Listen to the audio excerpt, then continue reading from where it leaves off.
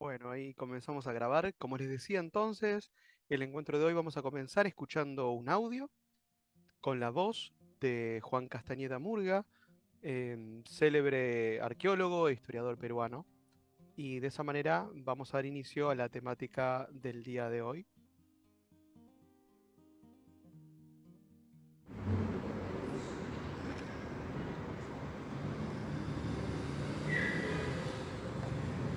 Hola, mi nombre es Juan Castañeda Murga, soy arqueólogo, estudié en la Universidad Nacional de Trujillo.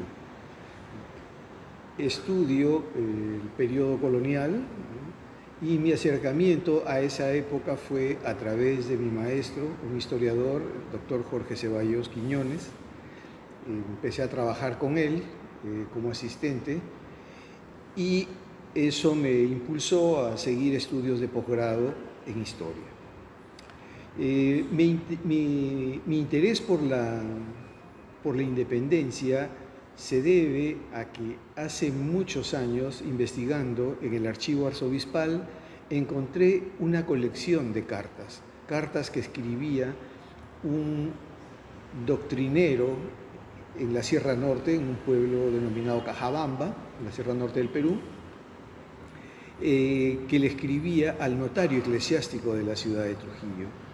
Y en ella expresaba sus temores por la penetración de los insurgentes del Río de la Plata en territorio chileno. Este sacerdote vaticinaba el fin de la monarquía en el Perú, lamentando que podría convertirse en inglés.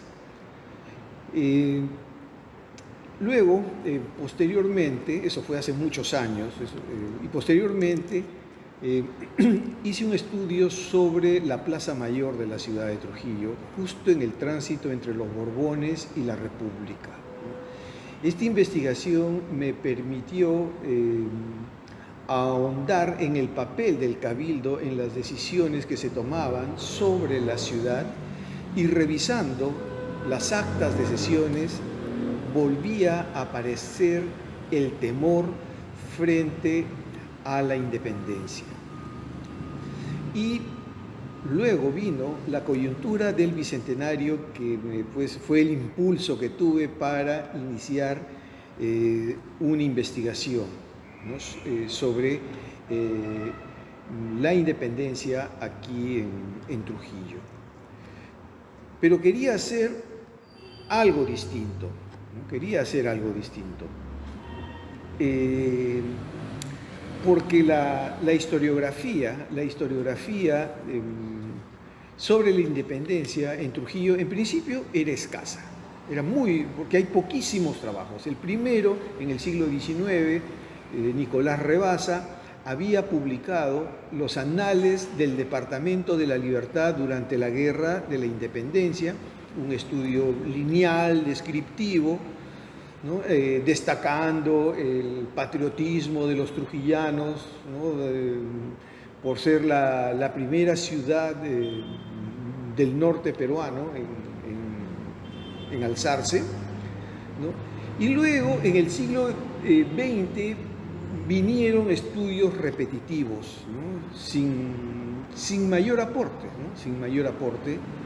Y luego, en la década del 2000, se crea en la Universidad Nacional de Trujillo la Escuela de Historia. Entonces,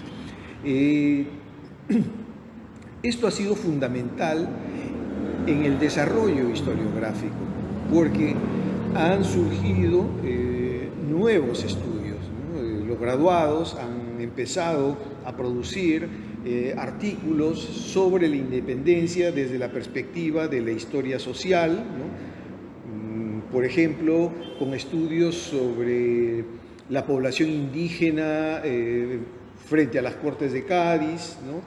O estudios sobre la plebe, ¿no? El papel de la plebe en la independencia, ¿no? O el tema de la resistencia realista de la plebe en la Sierra Trujillana, ¿no? Otros aspectos que se han abordado también ha sido, por ejemplo, desde la perspectiva de la historia ambiental, se ha estudiado la conmemoración, por ejemplo, del centenario de la independencia y el factor de la peste bubónica, ¿no? en ese año, ¿no? Se ha estudiado además el abastecimiento alimentario, ¿no? al ejército patriota, y el niño de 1818, ¿no? Justo en vísperas, ¿no? de ese periodo, ¿no? Entonces, yo quería abordar algo distinto por el material que había encontrado, ¿no? Entonces, eso me llevó por el camino de la historia de las emociones, porque el miedo es una emoción, ¿no? Entonces, empezamos a indagar en el personaje y su red social, ¿no? A quienes mencionaba, ¿no? Por qué expresaba además el temor, ¿no? El temor que tiene este sacerdote es convertirse en inglés, ¿no? Y como tal ser parte de la herejía, ¿no? Porque si bien pocos años antes Inglaterra y España habían sido aliados para expulsar a los franceses, ¿no? del territorio español, ¿no? Posteriormente, pues, Inglaterra va a apoyar decididamente a los insurgentes, ¿no? En esta perspectiva, ¿no? del miedo, de la historia del miedo, ¿no? He escrito otros artículos que actualmente se encuentran en prensa, ¿no? Destacando, por ejemplo, el miedo de las élites, el miedo de la élite trujillana, ¿no? Y cuestionamos, esa propuesta de la historiografía tradicional, destacando el patriotismo de la población trujillana, ¿no? Fue en realidad un patriotismo de última hora, ¿no? Y esto se explica por qué. Bueno, hay intereses económicos, pero también el miedo es una variable a considerar, ¿no? Por ejemplo, ¿qué es lo que obliga a esta élite a cambiar de posición? Es la expedición de Thomas Cochrane en 1819 que invade el puerto de Salta, ¿no? Invade el 15 de noviembre, ¿no? 2 días después llega la noticia a la ciudad de Trujillo y se desata una histeria colectiva, ¿no? Las autoridades ordenan cerrar las puertas de la muralla y la población quiere salir, ¿no? Porque hay una falsa alarma, ¿no? En la noche, a la 1 de la mañana, ha llegado la noticia, ¿no? Que desde el Cerro Carretas, que es un cerro que está allí en el puerto, en una playa conocida como Garita de Moche, ¿no? Han distinguido 4 faroles en el horizonte. Entonces piensan que son los navíos de Cochrane, ¿no? Que están llegando y van a invadir la ciudad de Trujillo, ¿no? Entonces, este acontecimiento va a ser como un giro de tuerca, ¿no? En el cambio de posición de la élite trujillana para que finalmente se decida por apostar por la independencia. Muy bien.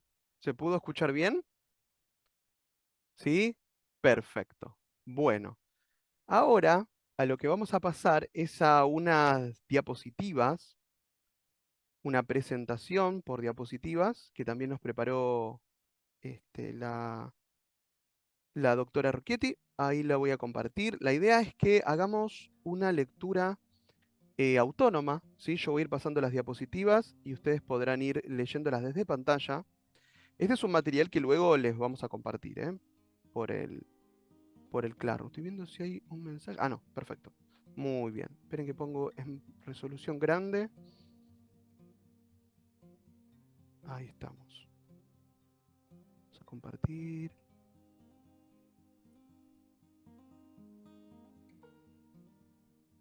Bien. Se está viendo, ¿no? En este momento. Sí. Sí, Perfecto.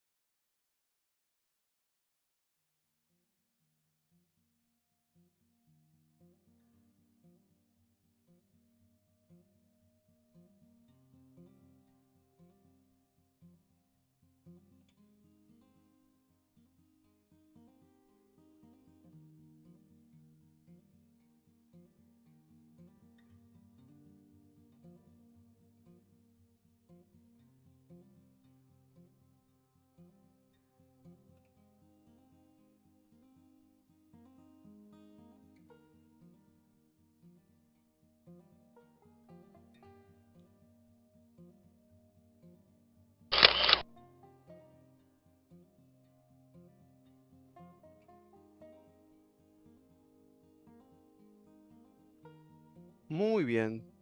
¿Se pudo leer? ¿Pasó muy rápido? Se pudo. Bien, perfecto. Tenía Sí, miedo de sí, que... se pudo. Bien, bárbaro. Buenísimo. Bueno, no sé qué les pareció esta lectura, la temática que abarca. ¿Se entendió los problemas, las tensiones que plantea esa diapositiva? En mi caso, se me hace muy familiar el escrito, en realidad. Es como, claro, muy alejado de la realidad de hoy, pero muy acercado a la historia que nos subyace hasta el día de hoy. Entonces se me hace familiar el sentir ese impulso como de que hay un alguien que todavía nos somete y a partir de justamente hablar esto, quisiera preguntarte, ¿será posible que les pueda compartir un documento, a lo mejor posterior al encuentro, sobre una declaratoria Sí, por supuesto. del pueblo nación mapuche? Me gustaría mucho compartirlo con ustedes, solo porque estamos hablando justamente de independencia y descolonización. Nada más Perfecto. porque hemos llegado a ese tema. Sí, Así que me claro. comprometo a compartirles un breve texto para que todos tengamos una opinión sobre lo que podamos opinar, ¿no? O sea, que venga algo para poder opinar de la Sí, actualidad, ¿no? por supuesto, Jesús, nos encantaría todos los aportes que nos puedan enviar. eh, en lo posible también intentaremos introducirlos en este espacio. De hecho, está por acá Silvia, creo que la veo ahí. ¿Cómo andás? Que también ella ha producido algo relacionado a una temática que vimos en los primeros encuentros, vinculada a la mitad andina, y le hemos pedido permiso para compartirlo también en este espacio. Ella gentilmente ha aceptado, así que si tenemos un ratito, Silvia, si te parece, al finalizar el encuentro, si querés compartimos eso, me encantó. Así que sí, Jesús, bienvenido sea. De hecho, esta cuestión de, de la formación de nación, digamos, de las naciones, de los estados-nación independientes en América, sabemos que es un eje, ¿no?, vertebrador de la cuestión americana, que lo vamos a ver reaparecer también a lo largo del seminario, digamos, en una doble temporalidad, ¿no?, de continuidades y rupturas, como solemos decirlo los que nos hemos formado en historia, a lo largo de otros también ejes temáticos que van a tratar otros seminaristas más adelante, ¿no? Esto siempre reaparece esta cuestión por las tensiones que planteaba justamente esta presentación que vimos hace un ratito. Sobre la presentación en sí, si pudieran comentar brevemente qué interrogantes, qué aspectos identificaron, si pudieron identificar esta problemática teórica que después, bueno, resume Mariátegui, ¿no?, en la frase final. ¿Quisieran comentar algo respecto de eso? Sí, sí, por favor, abran el micrófono sin ningún problema. Silvia, Gracias, Alejandro. por favor, a vos. Sí, yo quería comentar que si bien la parte final, Mariátegui, por supuesto, nos trae esta mirada que después profundiza Aníbal Quijano con relación a que el problema en Abya Yala, a mí me gusta decir Abya Yala, no América, en Abya Yala es el problema de la raza y no de la clase, que era lo que venía trabajando Marx. Si bien coincido en eso, la primer mirada con respecto a las rupturas y el tema de la formación de las naciones, creo que tiene una mirada muy eurocéntrica de todo lo que estaba pasando. Creo que uno de los males que nos aqueja en Abya Yala es ese, ¿no? Copio y pego, ¿no? De Europa o ahora de los países hegemónicos que continúan esa línea y desconocimiento total por parte de quienes manejan la política de las cuestiones propias indígenas o de Abya Yala, como digo. Esto digo porque ya es una cuestión global que cuando se habla de las naciones, pueblos que habitaban este territorio, me refiero a todo Abya Yala, no solamente la Argentina, al momento que llegan los invasores, los ponen a todos en una misma bolsa, como si fuera todo lo mismo. Y no los indios, ¿no? Los famosos indios. Y tienen muchas particularidades diferentes, lo cual hace que cuando aparecen las grandes revueltas, como le dicen la historiografía tradicional, indígenas, no hablo solo de Tupac Amaru o de Tupac Katari, ¿no? En general, las que hubo, tienen distintas connotaciones, porque ellos no están ni a favor de los criollos ni a favor de los europeos, tienen sus propias implicancias. Y eso nunca lo incluimos, eso lo dejamos siempre de lado en la historiografía. Eso es lo que quería decir. Gracias. No, gracias a vos, Silvia, muy interesante tu aporte. Yo voy anotando las cositas que van diciendo para ir sumando coordenadas de lectura, ¿no? De interpretación de esta cuestión. ¿Alguien más quiere comentar algo respecto de esto?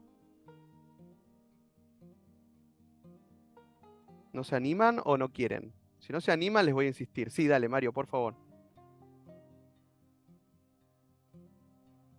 Estás silenciado, ¿eh? No sé si estás hablando, pero no se te escucha. Tendrías que activar el micrófono. Ahí, ahora sí. Ahora sí.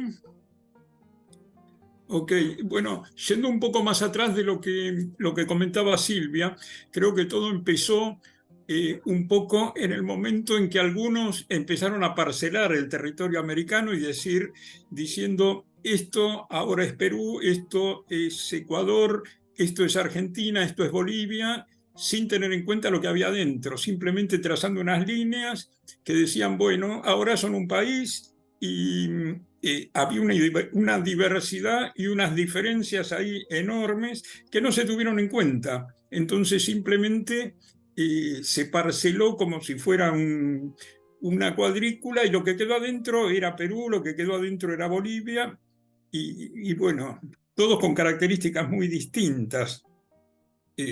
Bueno, eso es lo que quería aportar. Buenísimo, Mario, gracias. Sí, creo que viene en línea de algunas de las cuestiones que planteó Silvia también. A ver, la escuchamos a Zaira. Hola, no sé si se me escucha. A ver, Perfecto. Antes, ahora sí. ahora sí se escucha. Sí, porque me Perfecto. saqué los auriculares. Espérate que voy a bajar la mano. No, yo particularmente escuchaba lo que decía Jesús, por una cuestión del presente y el pasado. Como el tema de la historia, del pasado, cómo la usamos para el presente. Y decía, hay un montón de cuestiones que capaz en algún momento se pasan de largo, si vamos a hablar de lo que es sentido común, de cómo está transformada, o sea, cómo está compuesta la sociedad latinoamericana hoy en día, y también la concepción un poco de lo que es el pueblo y la identidad de cada pueblo. Eh, y es muy interesante no solamente destacar como la formación del pueblo y la formación del sentimiento nacional y de la patria de cada país, sino también en base a qué está formulado ese sentimiento. Obviamente parte de cero, parte de una concepción, incluso hasta, diría yo, un poco artificial, de qué es lo que sentimos como nuestro y también qué es lo que sentimos como, o sea, nuestra hermandad como pueblo. Eh, entonces decía, bueno, como las diferencias, cómo se va construyendo esa concepción, también, como dijeron compañeros acá en el seminario, dejando de lado capaz esas raíces y también embolsando todo y generalizando un pasado que obviamente ya está muerto, que es el de el indio, que hubo que colonizar, que hubo que sacar del desierto, porque en el desierto no había nada. Hablo en el caso de Argentina, por ejemplo, y también en Perú, esa concepción de pueblo me gustaría traer, cómo nos sentimos identificados. Muchas gracias, Zaira. Muy interesante. Yo no sé si se dan cuenta, pero seguramente sí, claramente. Somos personas muy formadas, pero lo quería señalar. Detrás de este intercambio, que aparentemente es un intercambio bastante armónico, en el fondo hay profundas cuestiones a nivel ontológico, epistemológico, que se están poniendo en discusión.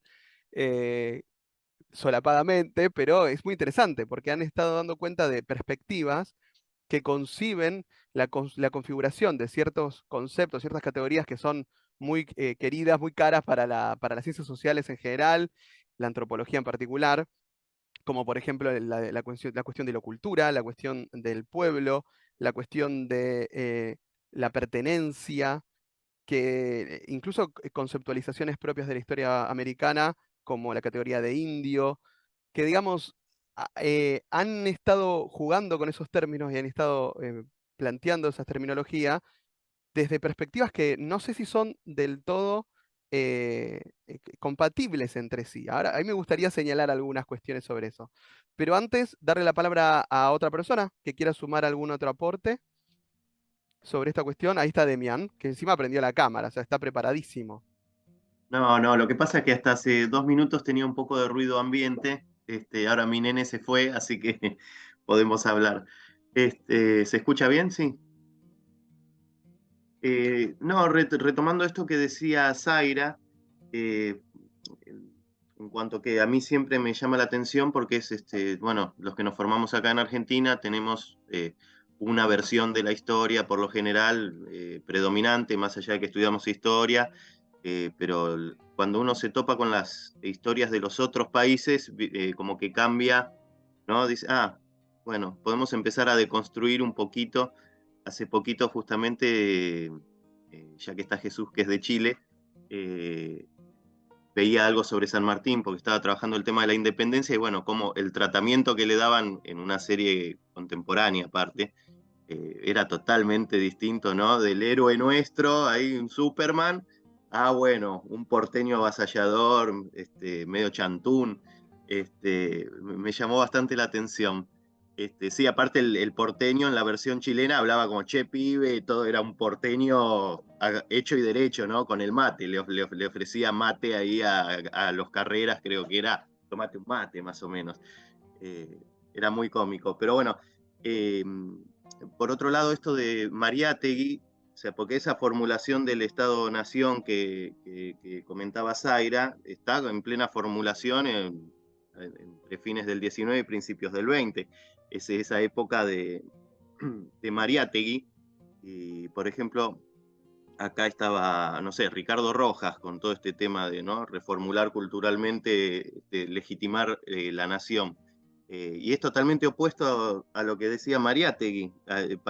¿No? Nosotros teníamos esa versión, crisol de raza, ya la fusión se hizo, y por más que esto estaría lleno de cocoliche, porque eran toda una mezcla de cada pueblo un paisano en esa época, o sea, todo lo contrario. Y sin embargo la versión es como que, bueno, ya se habían fusionado los españoles, los indios, y esto era todo lindo para adelante, y es más o menos la versión predominante acá en Argentina. Sin embargo, ahí Mariátegui está diciendo todo lo contrario para el caso peruano. Y bueno, y después retomando lo que decía Silvia, para no ser muy redundante, pero bueno, cómo, incluso desde hoy, ¿no? Ella decía Viayala, bueno, cómo todo el tiempo estamos resignificando y haciendo algún uso del pasado que privilegia alguna postura ideológica, que bueno, a la que siempre se subsume alguna versión del pasado, y bueno, nosotros también estamos haciendo un recorte permanentemente, porque ese Viayala, bueno, eran un montón de pueblos dispares incluso, entonces, bueno, ¿hasta dónde se puede hablar de unidad o desde cuándo?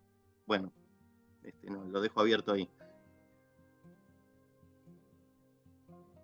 Qué interesante la pregunta que deja Demian, ¿no? Yo, de cierta manera, es un malestar que siempre genera la categorizar, ¿no? Categorizar. Ustedes plantearon como uno de los ejes de discusión la diversidad, ¿no? Y como que encontrarle una unidad a la diversidad siempre es un arbitrario, siempre es un arbitrio, ¿no? Siempre es una construcción que tiene un componente, como bien dijeron ustedes, histórico.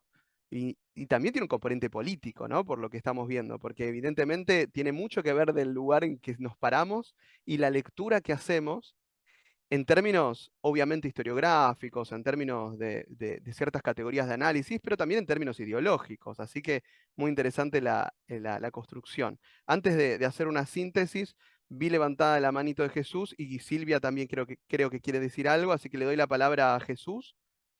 ¿Querés sumar algo? No, mi amor, solamente hacía el Perdón. dedito para arriba. Ay, Eso, perdón. para Damián. De reflejón el dedito y la mano, se ve que estoy medio chicato. Silvia. Sí, yo quería agregar a lo que te estaba diciendo Demián recién, muy interesante, que esa mirada de Rojas es la mirada de las grandes ciudades, especialmente de Buenos Aires. No incluye a lo mal llamado el interior del país, que era la realidad de Mariátegui, quizá, o similar, quiero decir, ¿no? Esa de que supuestamente, que igual era de las élites, y que siempre resuelven por sí mismas, como si fuera eso generalizable, pero era la mirada justamente desde Buenos Aires. Argentina siempre tiene esa cuestión.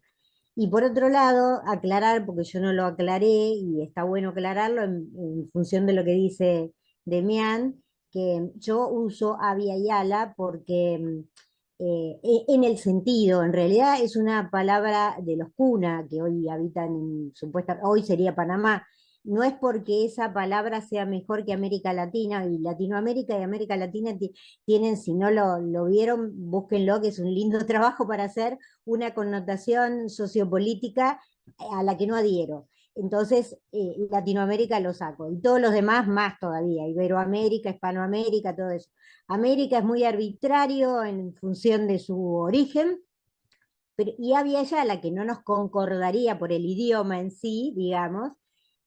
Tomo lo que dijo un representante indígena, Aymara, en la cumbre indígena del 2006, que es un símbolo, igual que la huipala. La huipala no es una bandera, es un símbolo. Entonces, como símbolo de algo anterior, preexistente, diferente, con diversidades, etcétera, hasta tanto se ponga de acuerdo todo el territorio, el nombre original que le quieren dar, bueno, uso ese, Avia Yala, por eso. Gracias.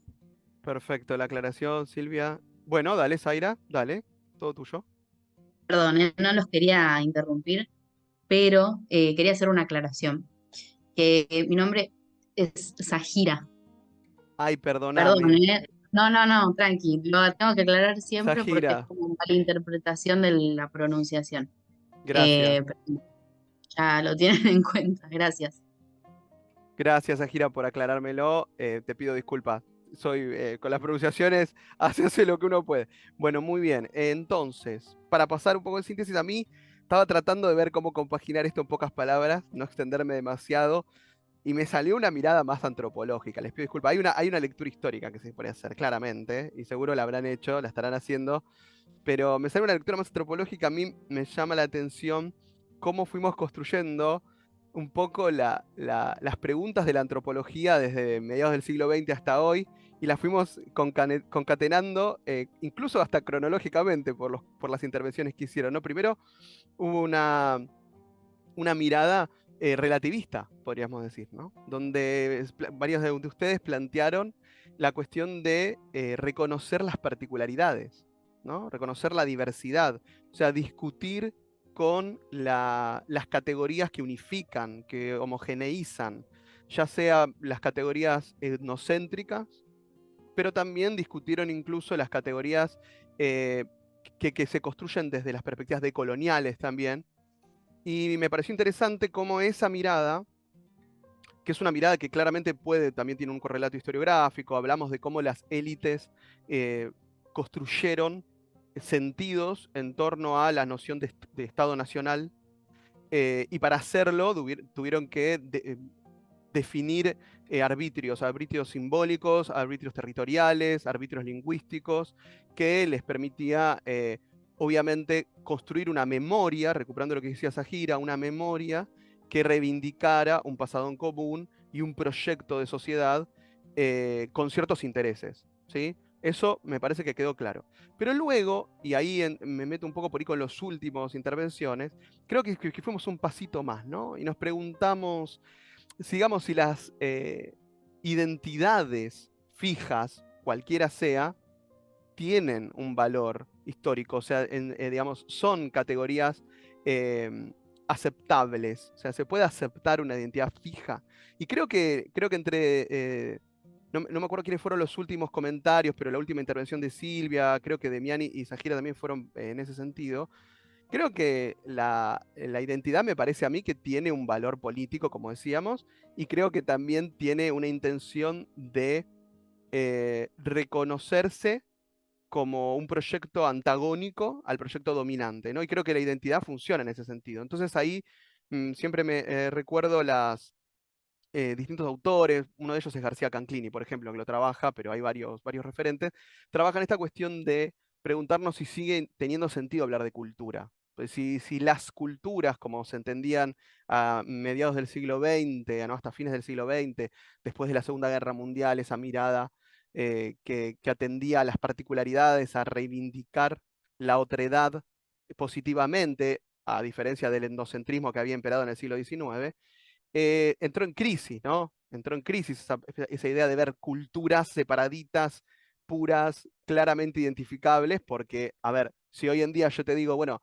señalame un indígena, hoy en día, el indígena hoy en día no se viste necesariamente con ropas típicas, habla la lengua de sus ancestros y vive en el mismo territorio, porque claramente el colonialismo, la colonización, la globalización posteriormente, el avance del capitalismo ha desestructurado las condiciones de vida preexistentes, y porque además, digamos, los pueblos originarios de hoy en día, los pueblos indígenas, se han insertado, lógicamente, en este sistema mundo en el que vivimos. Sin embargo, políticamente hay una intencionalidad de construir una identidad que permita diferenciarlos el relato histórico, simbólico que se ha construido, que han construido las élites americanas tras la independencia, y también reivindicar un pasado propio que además tiene un correlato material, ¿no? Que es la reivindicación territorial, la reivindicación de ciertas autonomías, de ciertos derechos dentro del Estado positivo, digamos, del derecho positivo de los estados modernos.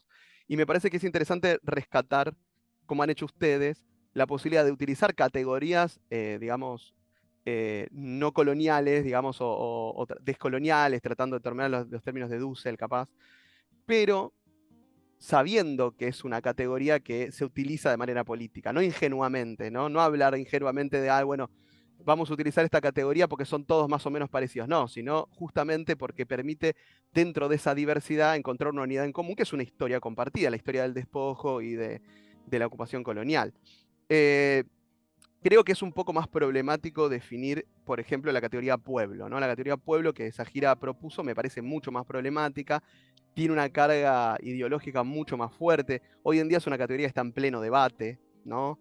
La categoría de pueblo entendida como conjunto, tipo incluso medio como sinónimo de nacionalidad, es una categoría que viene incluso de los estudios folclóricos, me atrevería a decir, de principio del siglo XIX, es una categoría muy... que tiene una gran tradición en el pensamiento liberal, incluso despectiva, ¿no? El populacho, ¿no? Lo popular como reivindicación justamente de las perspectivas más funcionalistas, bueno, lo popular como una categoría que habla de esos sectores más vulnerados de la sociedad y en cuanto a lo contrahegemónico incluso. Y después está la categoría más lacloniana de pueblo como unidad de subalternidades, ¿no? O sea, la unidad de todos aquellos que de alguna manera u otra son sometidos, están en una condición de dominación, de subalternidad, y que hay una articulación posible quizás entre ellos en un proyecto de nación como el que imagina este autor. Pero sí, es una categoría complicada. Y discutir quizás un poquito, sin polemizar demasiado, con la idea de la categoría de indio. Estamos de acuerdo, creo todos los que estamos aquí, que la perspectiva decimonónica del indio asociado a la barbarie, asociado al salvajismo y asociado al desierto, como planteaba Sahira, es una categoría que evidentemente ha sido cuestionadísima y que podemos incluso avergonzarnos de todavía tener monumentos de algunas figuras por ahí pululando por las grandes urbes de nuestros países. Eso creo que no hay mucha discusión. Sin embargo, sí recordar un poco, esto lo planteó la doctora Rocchietti en una de sus clases, lo vamos a recuperar, no voy a ser yo quien lo desarrolla, hay personas mucho más adecuadas para hacer esta tarea, pero simplemente recordar que, por ejemplo, la experiencia catarista en Bolivia, entre otras, han resignificado el término indio positivamente, también con una función política como la que marcaban ustedes, ¿no? La categoría de indianidad para oponerse al indigenismo. Y esto lo explicó la Rocchietti en uno de los encuentros, cómo el indigenismo está asociado a la mirada de, como decía Silvia, ¿no? Pensadores criollos, urbanos, desde una lógica incluso seguramente o mayoritariamente liberal del pasado, plantean, o no, o crítica, porque ella también marcó claramente los estudios con una perspectiva más marxista, ¿no? Más de una lectura de clase, clasista sobre el problema, plantean una mirada sobre las poblaciones indígenas. Eso lo conseguimos como indigenismo, ¿no? Una lectura académica incluso, o intelectual. Y después el indianismo, ¿no? Como una lectura de aquellos pueblos indígenas que se reivindican como indios, entendiendo que la categoría indio habla de esto, de estas historia, ¿no? De esta historia, de este pasado vinculado, y pasado y presente, ¿no? Continuidades vinculadas a el trauma de la conquista, el despojo colonial y como decían ustedes, la invisibilización de esa memoria, de ese pasado, de esa pertenencia cultural, pero también material y territorial, que siguen viviendo el día de hoy, ¿no? Y entonces reivindicar la indianidad como forma de visibilizar ese sustrato que no es únicamente mestizo, ¿no?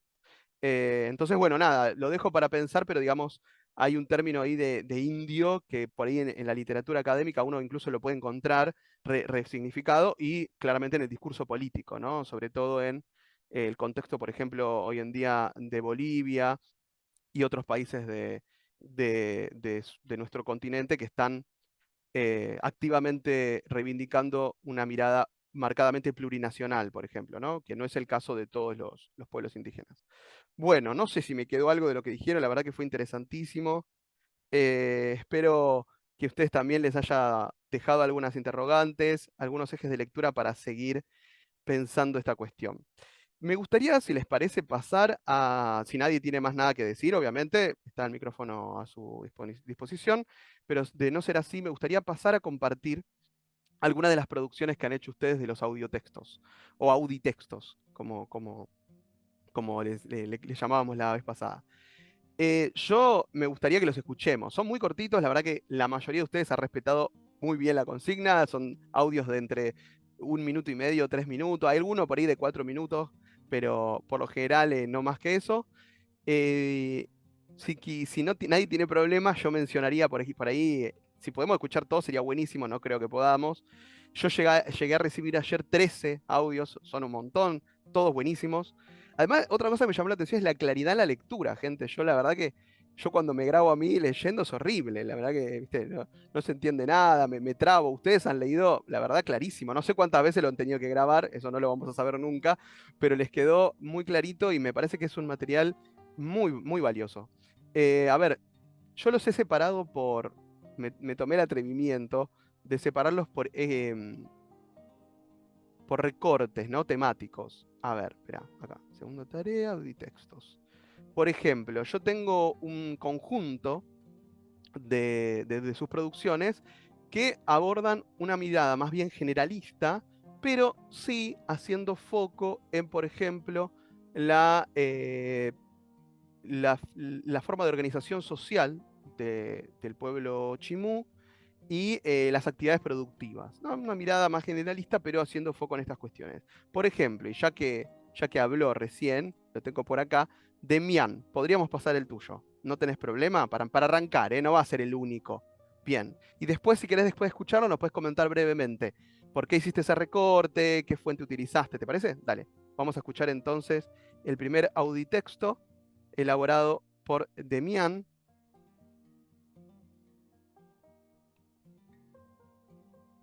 Y lo voy a compartir con ustedes. Espero que se escuche bien también, que se viene escuchando todo bien.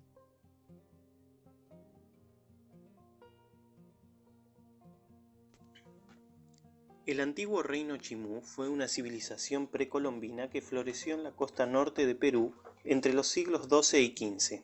La capital del reino era la ciudad de Chanchán, que en su apogeo fue una de las ciudades más grandes del mundo.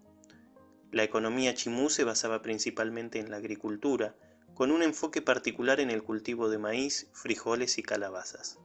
Los chimúes también desarrollaron sistemas de irrigación sofisticados para maximizar la productividad agrícola en su región desértica.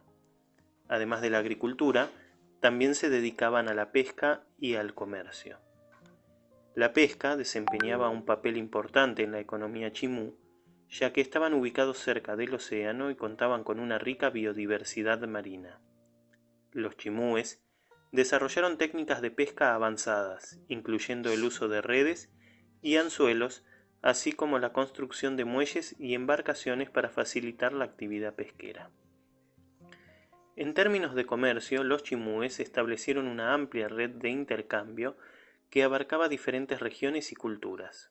Comercializaban productos agrícolas, pescado seco, textiles, cerámica y objetos de metal, entre otros bienes.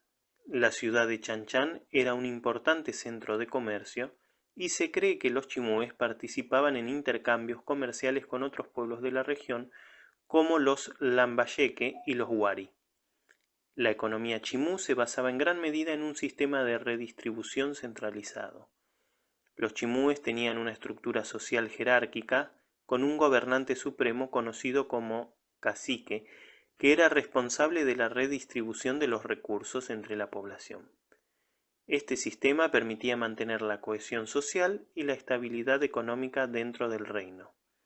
Sin embargo, a pesar de su riqueza y sofisticación, la civilización chimú fue conquistada por el imperio inca en el siglo XV. Los incas absorbieron gran parte de la cultura chimú, incluida su economía, y continuaron con las prácticas de agricultura, pesca y comercio establecidas por los chimúes. En resumen, la economía chimú se basaba en la agricultura, la pesca y el comercio, con un enfoque en la redistribución de recursos a través de un sistema centralizado. Esta economía floreció en el antiguo reino chimú hasta su conquista por los incas durante el siglo XV.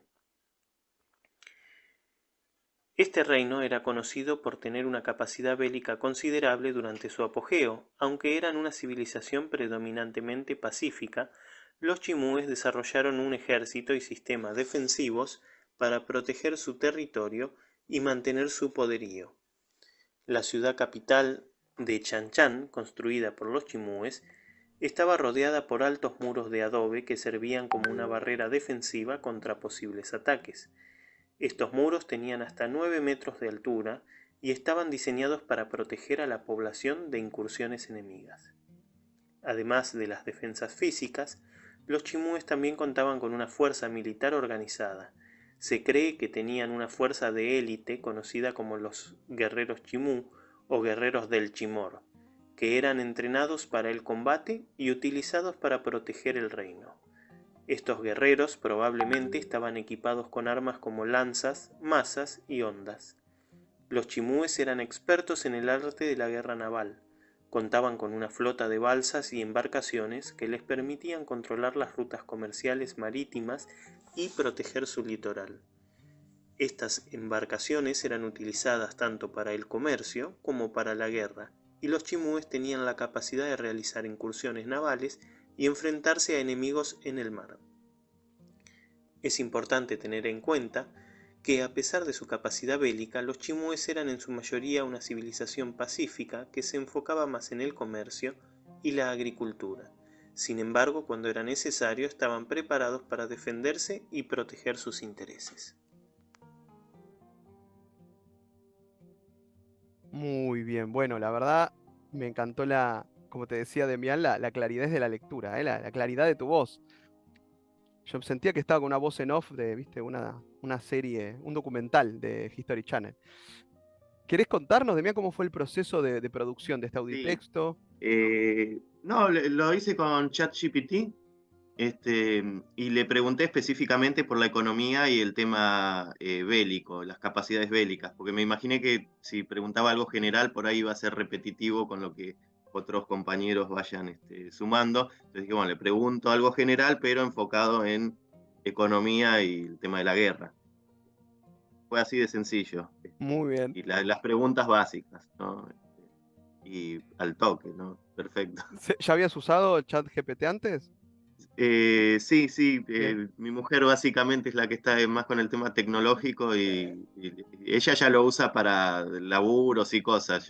Yo solo para preguntar preguntontas y a ver cómo funciona, ¿viste? Sí. Yo intenté también probar a ver qué pasaba con esta haciendo una discusión académica Y me llamó la atención lo que decís vos, claramente, pero también me llamó la atención que a veces me daba citas que eran incorrectas. En realidad las inventaba, ¿no? Y me decía, comilla cita, comilla está el autor.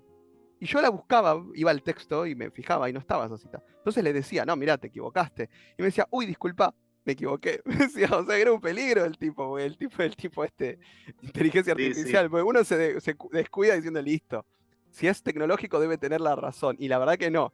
Así que hay que tener cuidado con las cosas más precisas, porque no pasa la prueba todavía. Igual hay sí, otros, sí. no, hay otros ahora. Además, además está el tema que te empezás a dar cuenta cómo compone y bueno, vas detectando ahí como algunos rastros, por ejemplo, esto en resumen, tiene una forma como de, como para poder uno también detectarlo cuando algo fue elaborado de esta manera. No es fácil, También. pero usándolo por ahí uno va percibiendo algunos signos. Es verdad, hay una forma, una forma de construir el discurso, la discursividad medio rara. Bueno, ¿te sorprendió algo de lo que indagaste o ya sabes, ya lo tenías todo más o menos? so- eh, No, no, yo desde que cursé en el Joaquín Ah, ok, ok. ya estoy terminando, es la verdad ya tengo todo. Sí, sabía que existían, pero viste, tengo ahí Bien, una nebulosa. bien, bien, bien, bien. Perfecto. Muchas gracias, Demián. Bueno, me gustaría pasar ahora, si la autora está de acuerdo, con el audio de Jesús, por ejemplo, que me parece que toma una temática un poquito diferente. ¿Puede ser? Sí, perfecto. Y Jesús además preparó un texto, así que si me tienen paciencia, me tendría que salir esto de poner el texto al mismo tiempo que el audio. La vez pasada me salió, yo ya me sentí un hacker, me tendría que volver a salir. A ver, es así, yo pongo acá ver, pongo modo lectura y se ve grande, bárbaro. Yo ahora voy entonces al zoom. Igual es interesante, Jesús, que también tiene como un registro visual tu audio, es un video en realidad, que le aporta cierta atmósfera a la lectura. Pero bueno, si me permitís, voy a compartir la lectura simultáneamente. ¿Está bien ese formato? ¿Te parece bien? Bárbaro. Bueno, vamos a compartir entonces. Yo tengo que poner el texto y el audio con control y compartir.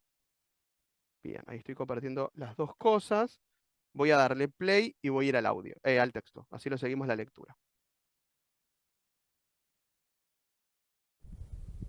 Buenas noches. Los invito a cerrar los ojos y así poder juntos sentir la historia. La importancia de la mujer chimú. Las mujeres siempre han jugado un muy importante rol y vital en la historia de la humanidad, y no es menos relevante en la cultura chimú, una civilización precolombina que floreció en las costas norte del Perú entre los siglos IX y XV, años 1000 al 1470 después de Cristo. Su sociedad estaba fuertemente estratificada, pero la mujer, a pesar de este sistema jerárquico, desempeñó roles diversos y significativos que demostraron su relevante importancia en la sociedad chimú. En primer lugar, las mujeres chimú eran valoradas por su inmensa habilidad y técnica de producción artesanal. Ellas eran famosas por dominar el arte del tejido y la cerámica, heredados estos conocimientos de la colonización y sometimiento de la cultura sicán, lambayecanos, produciendo de esta forma piezas ornamentales y utilitarias de altísima calidad, con la destreza y perfección que exigía la sociedad aristócrata chimú. Además, estas mujeres desempeñaban un rol fundamental en la economía de esta sociedad, cultivando y recolectando los alimentos. A través de sus esfuerzos en la producción y distribución de todos los alimentos, las mujeres contribuyeron en mantener la estabilidad y prosperidad en la civilización, en su conjunto. En las creencias espiritual chimú, la figura femenina también tenía un papel principal. Se cree que la mujer chimú tenía una participación importante como sacerdotisa en el culto a la luna, Sí, entidad cósmica o estelar que poseía un alto grado de relevancia en su sistema de creencias.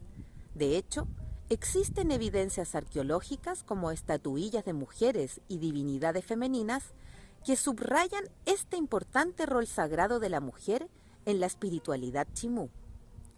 Incluso en la estructura sociopolítica de la cultura chimú se sabe que algunas mujeres pudieron alcanzar rangos de alto prestigio.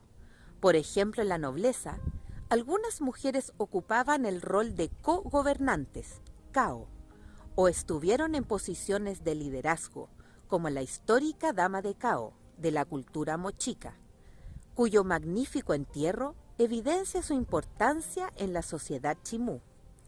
En conclusión, las mujeres chimú cumplían múltiples roles esenciales en el ámbito económico, artesanal, espiritual y político. Aunque el imperio chimú pudo haber sido fuertemente jerarquizado y patriarcal, no se debe negar que las mujeres fueron actores principales para la prosperidad, expansión y funcionamiento de esta civilización. Además, su relevante participación permite comprender la riqueza social que fueron consagrado a través de la fagocitación de las culturas que pudieron colonizar, bajo este mismo cielo estrellado que les comparto.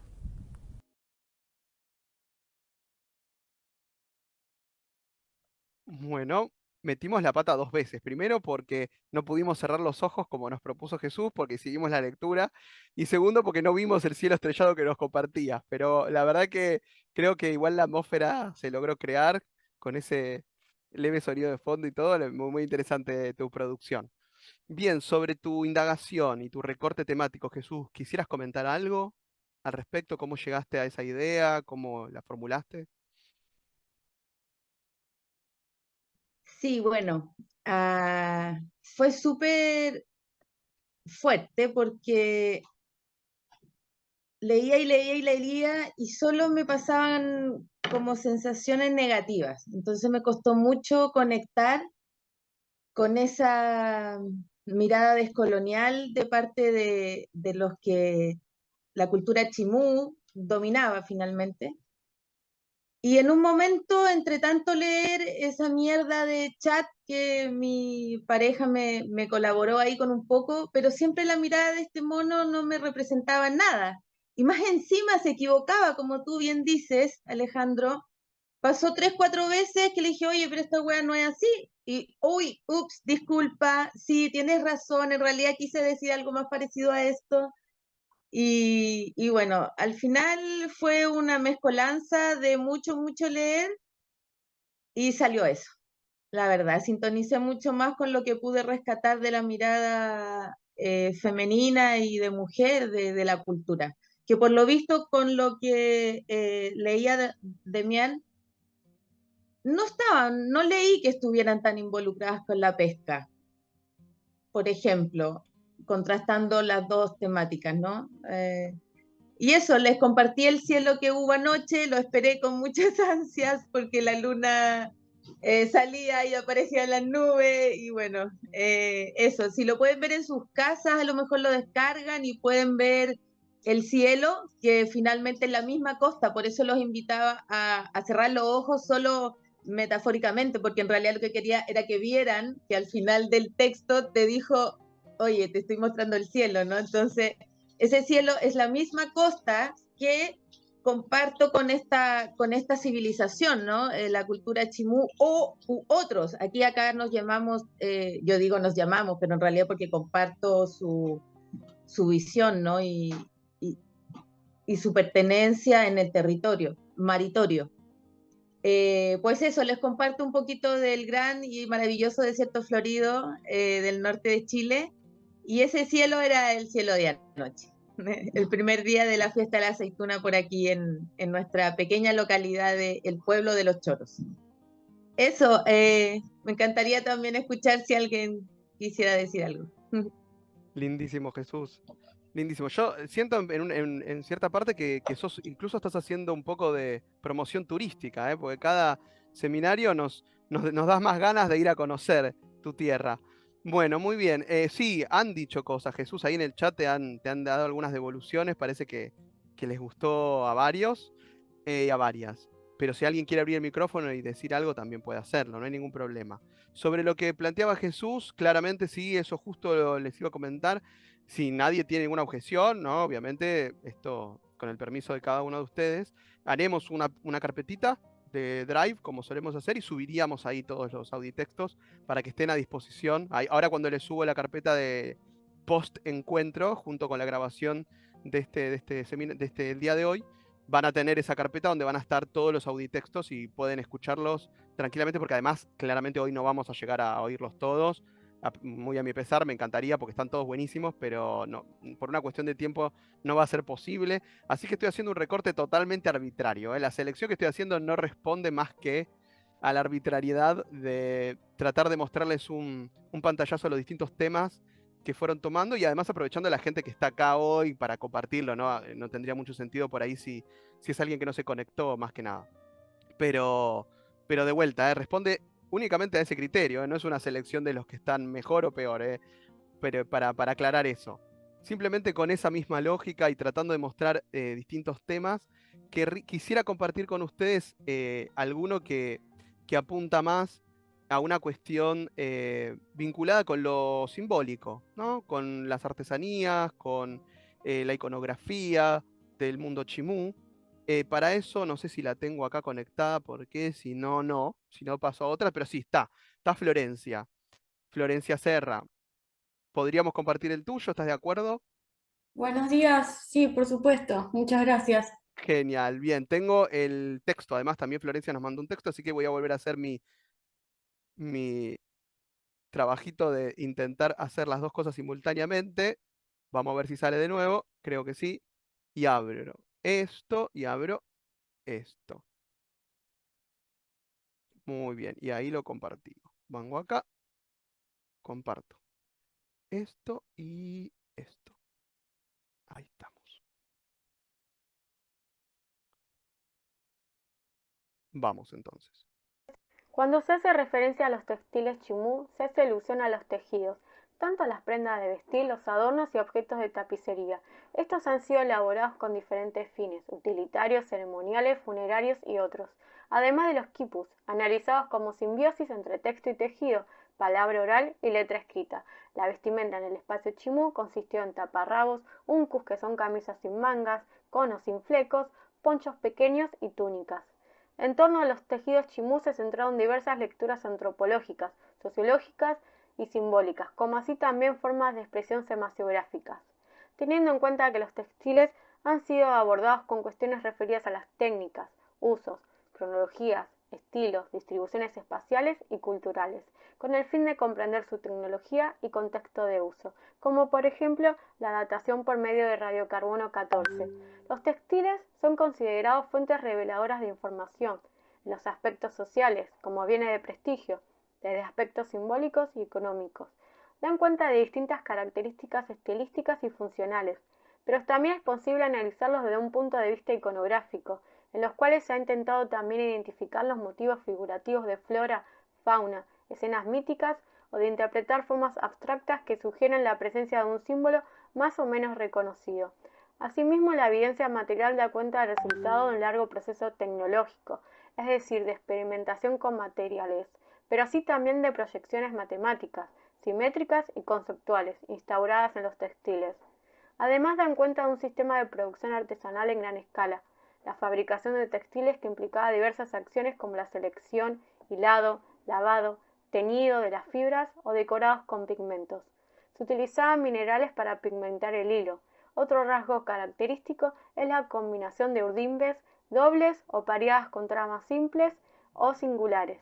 Los tejedores chimú utilizaron distintamente algodón y fibra de pelo de camélido para realizar sus obras. Por supuesto, dan cuenta de una determinada complejidad social en el área andina. Esto es el textil como indicador de sistemas rituales, patrones de intercambio, integración regional, asimismo de su significación sociosimbólica, comprendiendo su uso ceremonial o como ofrendas funerarias. Los trabajos de investigación relacionados con el análisis estructural de compuestos orgánicos, como por ejemplo los estudios de técnicas espectroscópicas, para estudiar la morfología de dichos textiles, con el propósito de determinar la materia prima, calidad y elaboración. Los resultados de la caracterización de la fibra del textil chimú se compararon con los de la fibra de algodón nativo proveniente de la costa norte del Perú. Esta comparación permitió identificar el origen y la calidad de la materia prima utilizada para la fabricación de los textiles estudiados. En definitiva, dado el extenso espectro de manifestaciones que convoca, los textiles chimú ofrecen un campo amplísimo para el análisis contextual y la cosmovisión. No solo contribuían a la reproducción de una economía estatal, sino también colaboraban en ampliar el prestigio de un estilo y las formas de pensar asociadas a este. Sin embargo, es prudente cuestionarse, ¿hasta dónde se es posible la comprensión de un diseño tejido más allá de las comunidades andinas que lo elaboraron? Bueno, muy interesante también la pregunta que nos deja, ¿no? Esto es una pregunta, creo que atañe mucho a la arqueología, ¿no? A la arqueología postprocesual, sobre todo, ¿no? La intención de preguntarse hasta qué punto el registro material, el registro arqueológico, a mí me permite reconstruir procesos simbólicos, ¿no? Procesos sociales uno más o menos entiende que la materialidad habilita a ver procesos productivos, tiene que ver con la materialidad utilizada, la materia prima, ¿no? La espacialidad, pero lo simbólico es más difícil de acceder y siempre hay una cuestión ahí valorativa, así que me pareció interesante también traer ese aporte de Florencia y preguntarle también a ella si quiere comentar algo al respecto, el proceso de producción de este audiotexto. ¿Cómo hizo para que entrara en el tiempo? Me pregunto yo. ¿Hiciste un resumen y lo fuiste practicando o más o menos calculaste? No hice, bueno, en primer lugar, los bienes de prestigio es algo que utilizo mucho cuando doy clases, como recursos para poder también relacionar los materiales con los que están realizados y los diferentes pisos ecológicos. No, hice un resumen de la bibliografía que cité, eh, evidentemente bastante actual, ¿viste? Para poder tener unos... Y también la cuestión de todo lo interdisciplinario de la historia, ¿no? Relacionar cuestiones estilísticas, iconográficas, con los estudios que dan ese argumento a los parámetros históricos, cómo están los materiales y las formas en las que fue producida. Me parece siempre muy enriquecido entender que los bienes de prestigio son también una forma de legitimar el rol social de la figura del curaca como sacerdote y como persona que distribuye aquello que se produce en los ayllus. No, la verdad que me sorprendió que llegué a los 3 minutos bastante rápido, siempre me pasa que que escribo muchísimo, pero no, fue bastante bien y bueno, les agradezco a ustedes y también a los otros participantes por su participación y nada, me gustan mucho los textiles y las cuestiones de las cerámicas. No quise evocar en la cuestión de las cerámicas de los chimú porque no sé mucho, pero el noroeste argentino, el actual noroeste argentino, los aríbalos, después del Tahuantinsuyo, es algo que me gusta mucho de la cuestión histórica y la perspectiva estilística, por supuesto, iconográfica, iconológica también. Así que bueno, muchas gracias por Muy compartir mi interesante. nombre. Muchas gracias a vos, Bien. Florencia. Es una temática muy interesante, sobre todo, como les decía, para quienes trabajan con registro material, porque ahí ustedes saben que a lo largo de la historia hubo una perspectiva más bien fenomenológica que intentó suponer que a través de la percepción directa de la simbología iconográfica uno podía acceder a una cosmovisión, cosa que claramente es mucho más difícil que de lo que parece. Así que es muy interesante las distintas hipótesis y que se han desarrollado al respecto, ¿no? Sí, por Y supuesto, esa pregunta que dejé a lo último es lo mismo, exacto. ontológicamente o con la forma cognitiva, si podemos, yo creo que personalmente nunca vamos a poder, yo desde mi lugar, nunca poder acceder con certeza a qué hacen referencia, más cuando se visitan a los museos y tratas de descifrar, pero creo que, bueno, es algo que hay que tener en cuenta, pero tampoco llega a ser un obstáculo. Así que muchas gracias. Exactamente, sí, sí, lo decía justamente por eso, lo decía, me refería justamente a lo que vos bien indicás y queda bien expresado en tu producción, ¿no? Este desafío, pero a su vez esa imposibilidad de obviar, ¿no? Hubo también corrientes que pretendieron, muy materialistas, que pretendieron obviar lo simbólico. Bueno, lo simbólico es una dimensión en la que no nos metemos porque no podemos hablar con esta gente para... Y no, bueno, ahí creo que encuentra el texto de Florencia una convergencia, intenta, digamos, una mediación, mejor dicho, entre los dos extremos, ¿no? Bueno, a ver, con ciertas precauciones, tratar de confrontar la materialidad con lo simbólico y producir muy interesantes preguntas, ¿no? Sobre todo acerca de la historia de estos pueblos. Bien, yo ahí les spoileé sin querer que le iba a plantear a Silvia la siguiente, porque ella había trabajado la cerámica y la metalurgia, y medio que sin querer lo abrí en un segundo, les pido disculpas. Pero, sin embargo, Silvia, si me perdonás, quizás pasaría a otro eje temático por una cuestión de tiempo. Así que, disculpame, igual vos vas a tener la palabra.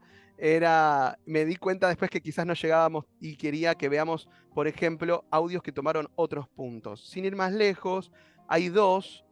A uno de ellos, a los dos los veo acá. Así que voy a hacer tatetí. Por ejemplo, el de Mario. Mario, ¿podríamos escuchar el tuyo? ¿No tenés problema? Porque ellos, Mario y Guillermo también, ya que está ahí por ahí, lo veo, les comento, trabajaron aspectos de la religión, ¿no? La religiosidad, las creencias. Y me parece que también es un tema interesantísimo. Así que voy a compartir el de Mario, si me lo permiten. Lo abro así. Y ahí les doy compartir.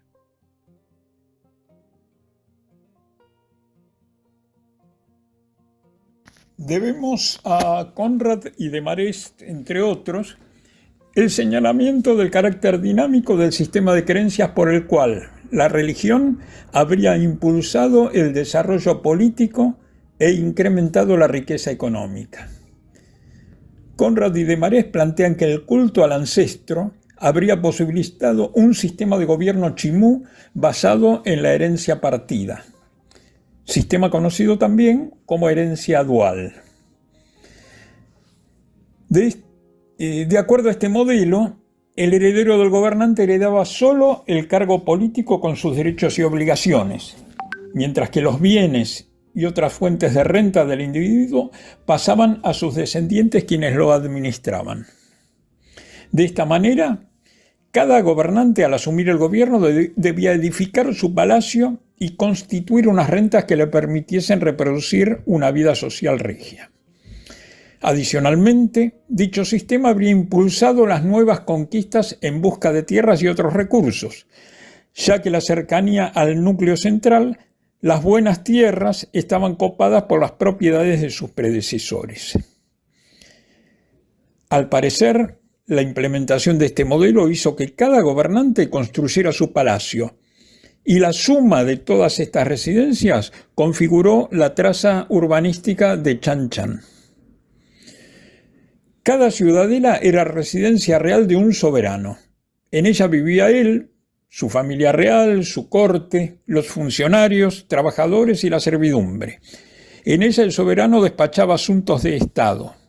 Finalmente, en ella se enterraba.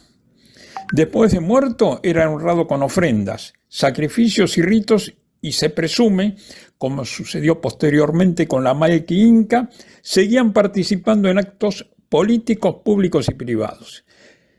Cada ciudadela, como en tiempos cuando el gobernante vivía, continuaba funcionando, gracias a su familia real y a la base económica que seguía produciendo sus propiedades. Extraído de Economía prehispánica de Julián Santillana. Muy bien, esa voz poderosa de Mario me encantó. Además, creo que parecido a Florencia, hay una búsqueda más bien bibliográfica, no hay una lectura más de recorte académico. ¿Puede ser, Mario? ¿Esa fue tu intención? Pensé en realidad que esa era la consigna. Bien, sí. Pensé que esa era la consigna en realidad, por eso, y me resultó interesante este texto por lo abarcativo, que toma el tema religioso, pero muy relacionado con la economía, con la expansión territorial e incluso con la urbanización de la ciudad de Chan Chan, que es una cosa maravillosa. Entonces, por eso escogí ese texto. Tal cual, tal cual. Era la consigna, ¿eh? Era uno de las alternativas de resolución, era esa, tal cual, así que no te equivocaste para nada.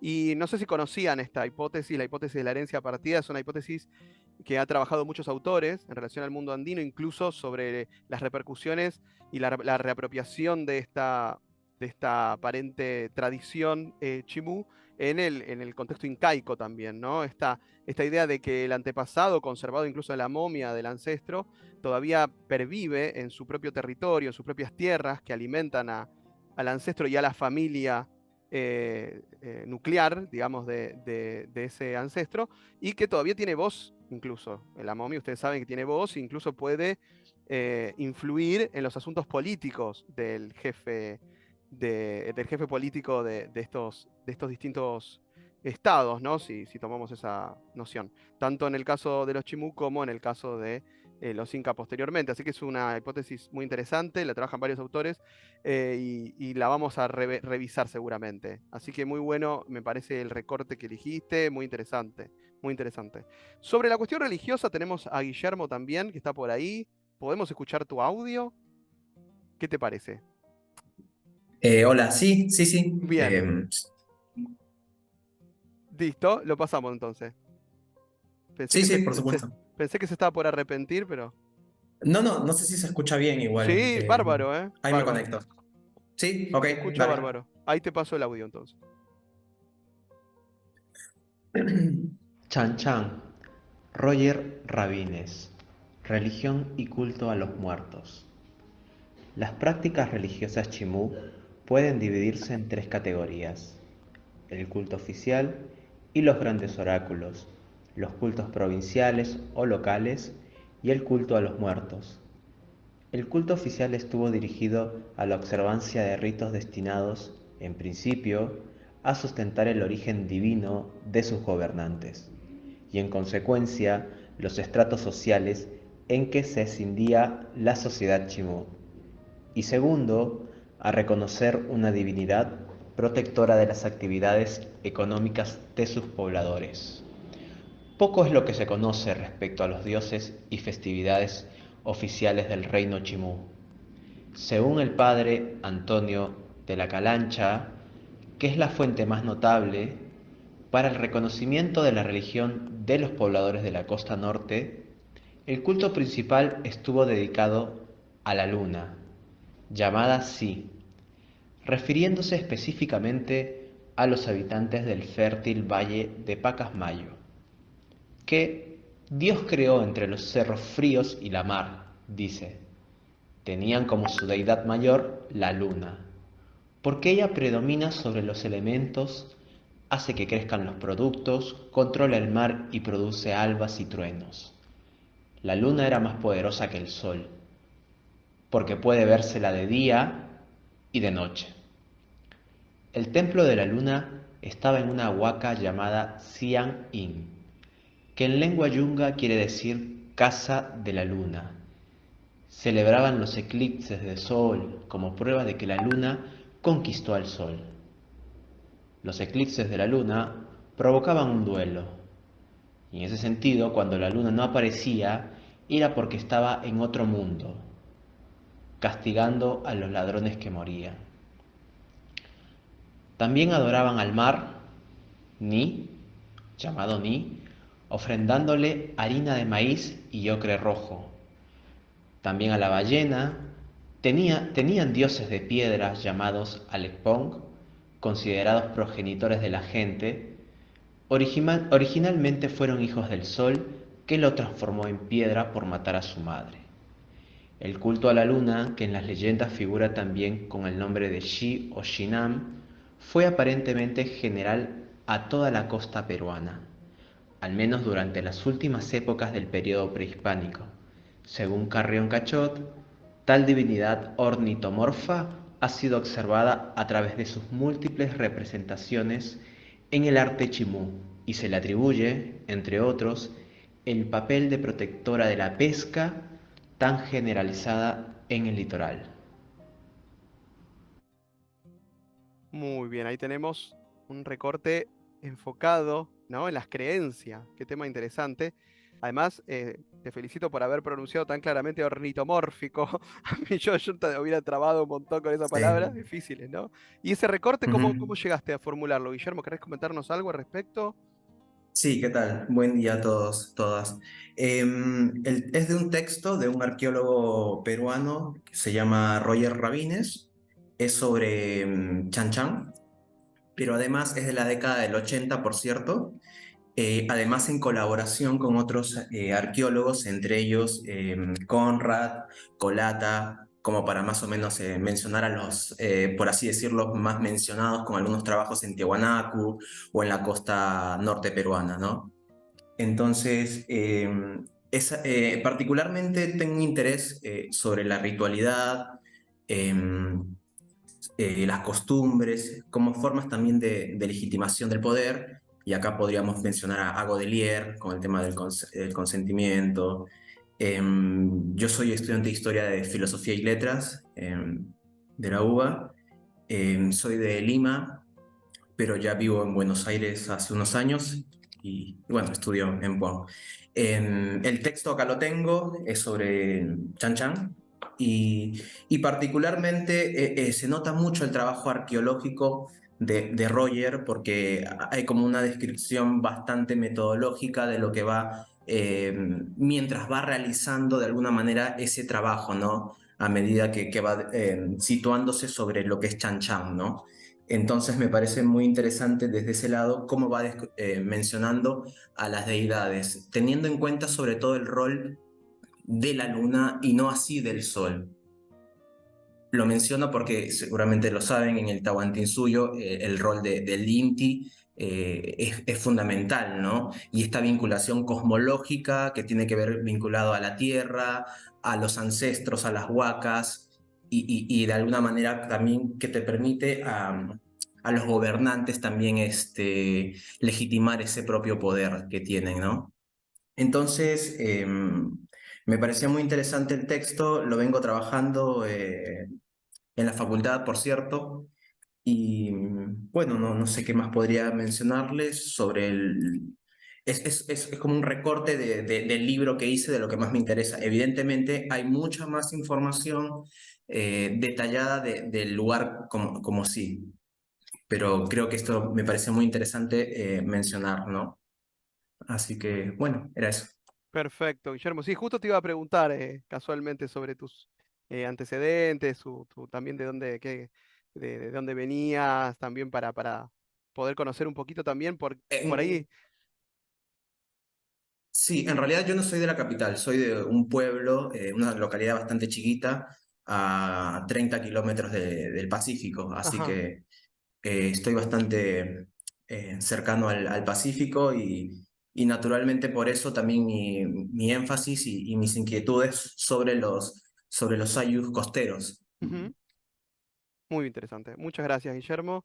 No, de nada. Bien, ahí también recuperando esta idea de la historia andina anterior a los incas, ¿no? Como bien lo lleva el título de nuestro seminario.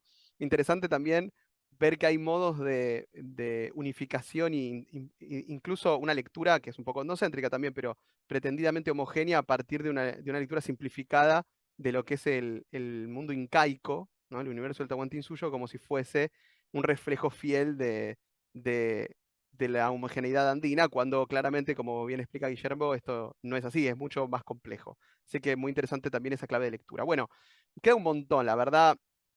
Joaquín, por ejemplo, había trabajado la cuestión de Chan Chan, más la arquitectónica de la ciudad. Hay muchísimos trabajos que apuntan a la cuestión social y económica y demás. Me gustaría compartirles uno más, si les parece bien, para cerrar, y si la autora está de acuerdo, que trabaja una interesante tesis acerca del carácter político de la sociedad chimú. Luján, que estás por ahí. ¿Podríamos escuchar tu audio? Hola, buenas, sí, sí, no hay problema. Dale, vamos con eso entonces.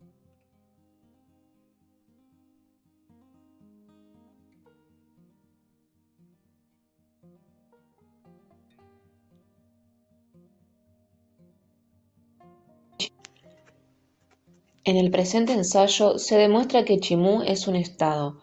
¿Pero qué es un Estado? Pues es una sociedad políticamente organizada, dirigida por una clase gobernante y cuyo fin es alcanzar el bienestar común de la población que está asentada en un determinado territorio.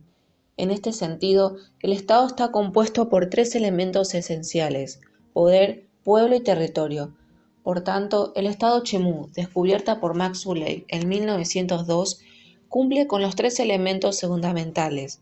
En cuanto al territorio, comprendió toda la costa norte del Perú, desde Tumbes hasta el río Chillón, siendo su capital Chan Chan. Desde allí se ejerció el poder a través de los Iquiq, o máximos gobernantes Chimú, y en los valles circundantes por medio de los Alaec. Ambos se encargaban de organizar y dirigir al elemento humano, el pueblo, que se dedicaba a diversas actividades económicas como la pesca, la artesanía, la orfebrería, la agricultura, etc., que permitían la subsistencia y el desarrollo de todo el estado Chimú. Como ya determinamos, Chimú cumple con los 3 requisitos esenciales de todo estado. Además de ello, según García Toma dice, y cito, existen factores y requisitos que intervienen de manera imprescindible en la formación y mantenimiento de la sociedad política. Fin de cita. Y son los siguientes. 1. Internalización del poder político. Un Estado debe contar con un poder político estable en la cual la relación entre gobernantes y gobernados sea constante en el tiempo, y ello se logra a través de la defensa militar o la represión. De este modo, Chimú, como ya sabemos, contaba con autoridades definidas y para lograr esta permanencia en el poder tenían como ejército militar a los Fixit, que a su vez ejercían represión social. 2. Legitimación ideológica del ejercicio de poder. Esto se realizaba a través de la mitología, la religiosidad, la ritualidad, entre otros. En ese entender, Chimú era un estado en el cual el poder estaba fundado en la religión y la mitología. Esto se comprueba en la leyenda de Takainamu, en la cual narra cómo es que este personaje legendario funda Chimú, o el reino de Chimur. 3. Control de excedentes de producción. Los pobladores de Chimú se dedicaban a diversas actividades económicas como la textilería, la agricultura, etc. Naturalmente se generaban excedentes, por lo cual se requería en primer lugar una redistribución de esto. Respecto a ello, el historiador Peter Clarence señala que, y cito, los bienes se producían en grandes conjuntos, subdivididos en un laberinto de pequeños talleres individuales dentro de las ciudadelas, y se almacenaban en grandes depósitos situados por toda la urbe. Una activa estación de caravanas cerca del centro de la ciudad recibía remesas de materias primas y cargaba los productos terminados para ser transportados por todo el imperio. La redistribución de estos bienes, práctica común en la economía política de los Andes, servía para ampliar y reforzar el poder del gobernante Chimor. Fin de cita. En segundo lugar, el control de excedentes también requiere una organización laboral para controlar dichos excedentes. Por ejemplo, en cuanto a la textilería, era la principal ocupación de los pobladores chanchan, ya que realizaban una producción a gran escala con una organización laboral especializada a través de los gremios jerárquicos. En conclusión, se puede decir que Chimú es Estado, debido a que cuenta con los 3 elementos indispensables, que son territorio, poder y pueblo. Muy bien. Bueno, ahí de nuevo, ¿no? Un gran debate, creo que es difícil de resolver, que ha podido condensar en 3 minutos, lo que es un gran desafío, que tiene que ver con la tesis de que las sociedades con mayor centralización del poder y con acumulación de excedentes y con un sistema de dominación regular y constante, podrían ser caracterizados como un Estado, ¿no? Como un Estado. Es una categoría que es difícil de acordar, porque, bueno, el Estado-Nación moderno, como lo conocemos, tiene otros componentes, ¿no? Sobre todo la mirada de que el Estado, desde esa perspectiva, es básicamente un sinónimo de dominación o ejercicio negativo del poder, ¿no? De control, de dominación, que ha imperado mucho en la bibliografía. A ver, el Estado hoy en día, desde los estudios postestructurales y demás, es un poco más complejo, ¿no? Se abre una mirada del Estado que tiene que ver también con la creación. El Estado crea, el Estado protege, el Estado es proactivo en esa. Si bien es una dominación que crea vida, bueno, nada, que también domina de esa forma. No es tan difícil cuestionar al Estado o pensarnos sin la existencia del Estado, porque el Estado también es sostén, es soporte en la modernidad. Entonces, ahí está esa tensión cuya una de sus tesis está claramente planteada por Luján, así que muchas gracias por eso. Bien, alcanzando ya el fin de nuestro encuentro, quería comentarles 2 cosas. En primer lugar, que la doctora Rocchietti no estuvo pudiendo hablar porque no tiene micrófono, pero estuvo conectada todo este tiempo, nos estuvo escuchando atentamente y me ha mandado comentarios. La verdad que muy contenta, se la ve por los comentarios a Ana, y le gustó mucho, primero, básicamente las producciones, el modo de hablar, ha hecho comentarios elogiosos acerca de su capacidad de articular con tanta claridad y sintético. Le parece que han cumplimentado adecuadamente las consignas. Después, bueno, hay comentarios que yo ya no puedo, Ana, reproducir, son muchos, pero cuestiones más conceptuales que en todo caso en próximos encuentros quizás ella nos lo pueda compartir, pero miradas, por ejemplo, quedó un poco indignada de mí antes, comento con esta cuestión de que criticaste la representación de San Martín tomando mate. Ella defiende esa representación sanmartiniana, correntina, tomando mate y compartiendo mate con los chilenos que también tomaban. Después se ha hecho algunas menciones acerca de, por ejemplo, en el caso del Estado, que es una dimensión que es criticada tanto por las miradas liberales, más conservadoras, como más liberales de izquierda, más críticas, han cuestionado la figura del Estado en la antigüedad, ahí para compartir un poco también esta última discusión tan interesante que nos planteaba Luján. Después, bueno, nada, le pareció. Hay algo acá conceptual sobre Hegel y Heidegger que ya a mí se me escapa completamente, así que se lo voy a dejar a ella para que posteriormente nos lo explique. Y nada, bueno, nada, está muy contenta, la verdad, le gustó muchísimo las producciones. Bien, vamos a hacer una cosita. Yo quisiera compartir, la verdad que tanto tiempo no te dejamos, Silvia, te pido disculpas, pero no quiero dejar pasar la oportunidad de que Silvia compartiera con nosotros esa producción que nos ha enviado. Ella tomó como consigna una de las temáticas que hablamos en los seminarios anteriores acerca de la mita andina y produjo un material que nos compartió por privado. Pero me parecía interesante si ella quisiera o leerlo o al menos comentarlo o sacar algún elemento de esa producción que quiera compartir. Si tenés ganas, Silvia, todo tuyo el micrófono. Gracias, Alejandro, no hay problema. Yo te iba a proponer que, por una cuestión del tiempo, que ya que vas a socializar todos los demás trabajos, que también los socialices y si después hay alguna pregunta, yo podría, así como muy rápidamente, decir para que, porque tiene que ver con todo esto que estábamos hablando ahora, que todo pasa por una cuestión, para mí, un eje central es el tema de que hablamos del lenguaje del invasor. Eso hace que cuando uno quiera estudiar otras culturas, o como se llamen, pueblos, naciones, que tienen otros idiomas, la traducción, al traducir ya incorporamos un problema, porque nosotros traducimos y pensamos con la mente del conquistador, que es la mente que utiliza el idioma, en el idioma está, por ejemplo, recién veníamos hablando de religión. Religión, si vos hablás con los pueblos ancestrales, no es religión, es espiritualidad. Parece una pavada, pero hay mucha diferencia entre una cosa y otra. Lo mismo si decís cacique, que es una palabra que pusieron los españoles. Lo mismo, y más importante, si decís Dios. Por ejemplo, yo estudio Aymara. Lo primero que me enseñó el Piri, el maestro, fue que Dios no hay una palabra para ellos de Dios, como no hay una palabra para trabajo, que es lo que tiene que ver con la mita, ¿no? Es la traducción que se ha dado. Pero desde esa traducción vos incorporás el concepto de una manera totalmente diferente. Bueno, y esto que tiene que ver con la mita, que mita es la palabra quechua que significa trabajo por turno.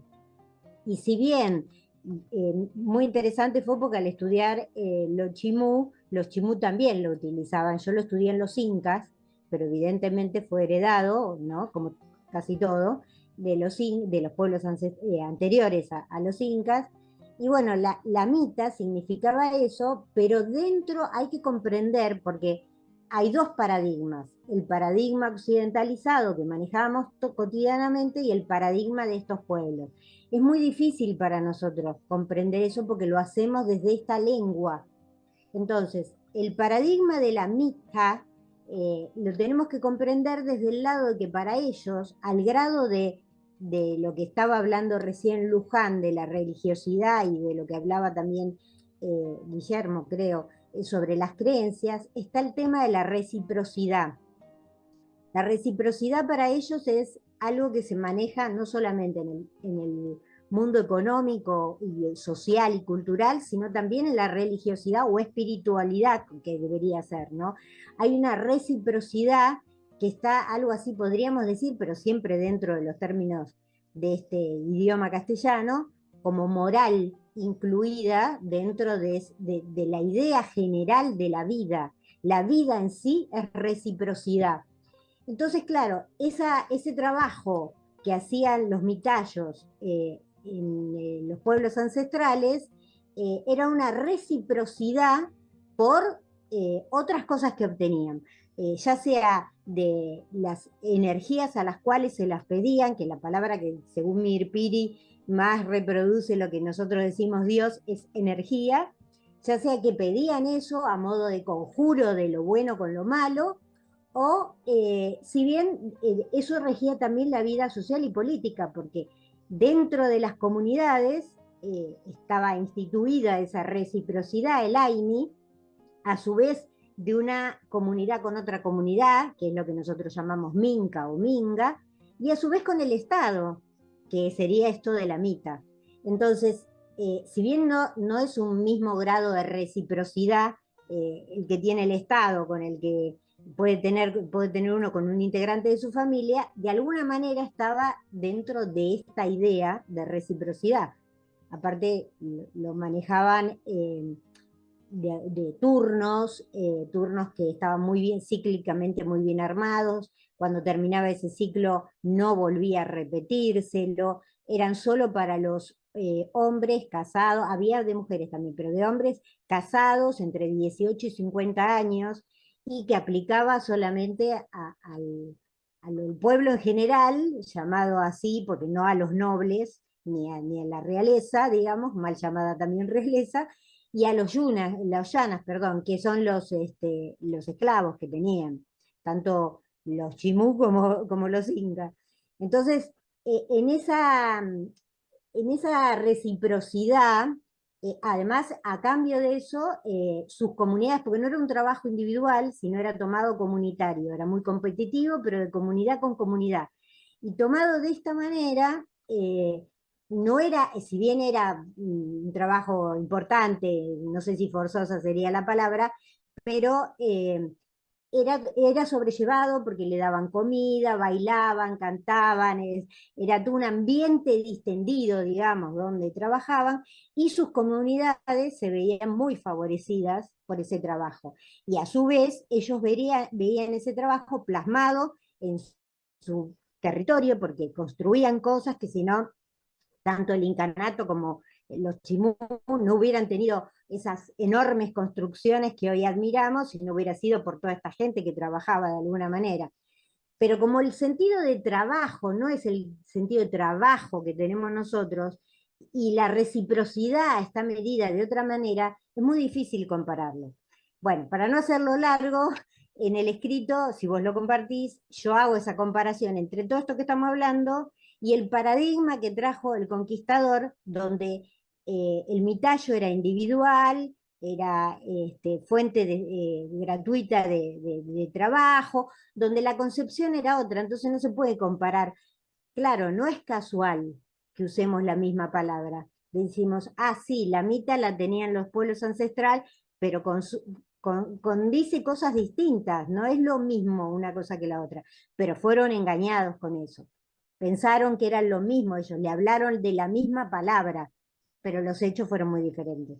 Eso figura en el escrito, Ale, para así no. No, pero me parece muy interesante cómo vos das cuenta de que no es un problema de traducción, digamos, semántica solamente, sino ontológica, ¿no? Directamente hay como una concepción, digamos, del ser y del sujeto que es totalmente diferente y que no se puede, es intraducible, ¿no? Algo así, estoy entendiendo bien. Pues exactamente, porque no se puede traducir porque no hay palabras, ¿entendés? Por ejemplo, trabajo, no hay una palabra que diga trabajo. O sea, ellos hoy, al día de hoy, pueden inventar esa palabra en función de su fonética, pero no quiere decir que haya un concepto de eso. Eso nada más. Perfecto, perfecto. No, y además me hace acordar, me vienen a la mente episodios muy oscuros, como por ejemplo hubo algún juez que alguna vez determinó que, por ejemplo, el trabajo en un taller clandestino acá en la ciudad de Buenos Aires, en el Bajo Flores, no era ilegal, porque se estaban reproduciendo las pautas de trabajo propias del Ayllu andino en una comunidad de inmigrantes bolivianos, ¿no? Entonces esa aberración que dijo ese juez es una lectura lineal que incluso está basada en una mirada bien intencionada del relativismo, pero claro, si uno no complejiza que eso hay que ponerlo en un contexto ontológico, filosófico, espiritual incluso, en la que cobra sentido. Uno no puede sacar un término, una categoría e implementarla en cualquier contexto y pensar que traduciéndola ya alcanza y sobra, ¿no? ¿Cómo va uno a pensar que hay un Ayllu en medio de una economía capitalista donde el trabajo es una mercancía, ¿no? Pero bueno, me hizo acordar a eso, perdón, no sé si es apropiado, pero me hizo tener alerta en esa lectura, ¿no? Que solemos hacer. Así que me encantó el recorte que hiciste, además, Silvia, porque perfectito para cerrar y no extendernos. Te agradezco un montón esa mirada, porque si no hubiera llevado más tiempo. Claramente compartimos entonces tu escrito y lo pueden leer más detenidamente. Bueno, me alegra un montón que hemos podido desarrollar la propuesta como la teníamos pensada. Más allá de que la doctora Rocchetti no ha podido hablar, me alegro que hemos podido sostener la propuesta que con ella habíamos ideado para el día de hoy. Y que la verdad que a mí me resultó súper enriquecedora la clase, me gustó un montón el encuentro, perdón. Espero que ustedes también lo hayan disfrutado. Y les vamos a dejar una consigna de trabajo para, si pueden hacer para el próximo encuentro, igual es muy chiquitita, es armar una colección de imágenes sobre el mundo andino en modo de mosaico. Ya después les vamos a dejar algún tutorial, alguna consigna para aquellas personas que puedan hacerlo. Y recordar que el próximo encuentro, que es el sábado 15 de julio, va a ser el último antes del receso de invierno, ¿no? Hay un receso institucional, que nosotros formamos parte, como les comentamos, de una institución educativa acá en la Ciudad de Buenos Aires, y nos regimos por su calendario, ¿no? Por lo tanto, va a haber 2 semanas en las que no nos vamos a encontrar, 2 sábados que no nos vamos a encontrar. Antes de ese receso, el último encuentro de esta mitad del año es el próximo sábado 15, que nos va a volver a acompañar el magíster Flavio Rivero. Vamos a contar con su presencia nuevamente y seguiremos trabajando cuestiones vinculadas con el ambiente en el mundo andino-amazónico. Gente, un gustazo, muchísimas gracias por sumarse, como siempre. La seguimos por el Classroom y nos volvemos a ver el sábado que viene. Chau, chau.